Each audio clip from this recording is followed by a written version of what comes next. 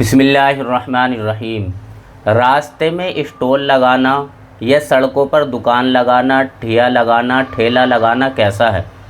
تو دوستو یہ بات سمجھیں کہ شریعت نے انسان کو اپنی جائیداد میں، اپنی ملکیت میں ہر قسم کے جائز تصرفات کی اجازت دی ہے، اور دوستو شریعت نے دوسرے کی ملکیت میں کسی قسم کے تصرفات کی اجازت نہیں دی ہے، بلکہ سختی سے منع کیا ہے۔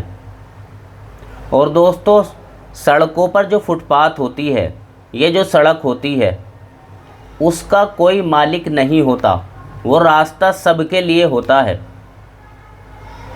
اور اس پر اگر دکان لگائی جائے گی یا ٹھیا لگایا جائے گا، ٹھیلا لگایا جائے گا، تو اس کا لگانا جائز نہیں ہے، کیونکہ دوستو آنے جانے والے کو، گزرنے والوں کو اس کی وجہ سے تکلیف ہوگی۔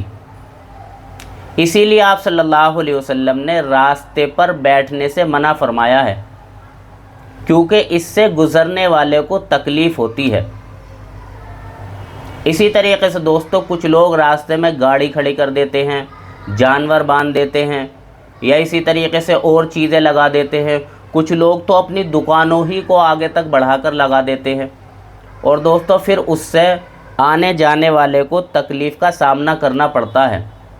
تو دوستو یہ عمل جائز نہیں ہے، اس سے پرہیز کرنا چاہیے۔ حدیث شریف کے اندر آتا ہے، راستے سے تکلیف دہ چیز کا ہٹانا صدقہ ہے، اور یہ صدقہ نہیں ہے بلکہ نجات کا بھی ذریعہ ہے۔ ایک شخص نے راستے میں ایک جھاڑی کانٹے والی ہٹا دی، اس نے دیکھا اور اس نے اسے ہٹا دیا، تو اللہ نے اس کی مغفرت کر دی۔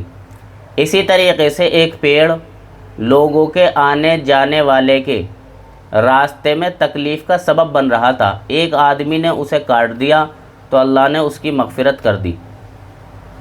تو دوستو ہمیں یہ چاہیے کہ ہم راستے کو صاف کریں، اور راستے میں جو چیز تکلیف کا سبب بن رہی ہے اس کو ختم کریں۔ راستے سے انسان نہیں گزرتا، مسلمان بھی گزرتا ہے، کافر بھی گزرتا ہے، یہاں تک کہ جانور بھی گزرتا ہے۔ تو اللہ یہ چاہتے ہیں کہ کسی کو بھی تکلیف نہ پہنچے۔ بسا اوقات کچھ لوگ ایسے کرتے ہیں کہ 15 فٹ کا راستہ ہے، 5 فٹ اس نے آگے کو گھر کی سیڑھیاں بنا لی، 5 فٹ اس نے راستے میں سیڑھیاں بنا لی۔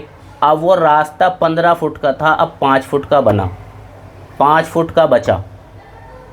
اب جو کار آئے گی یا اور دوسری سواری آئے گی تو ان کو تکلیف کا سامنا کرنا پڑے گا۔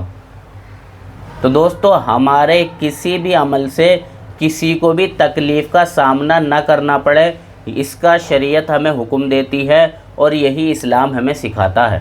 اللہ تعالیٰ صحیح سمجھ کی توفیق نصیب فرمائے۔ وآخر دعوانا الحمد للہ رب العالمین۔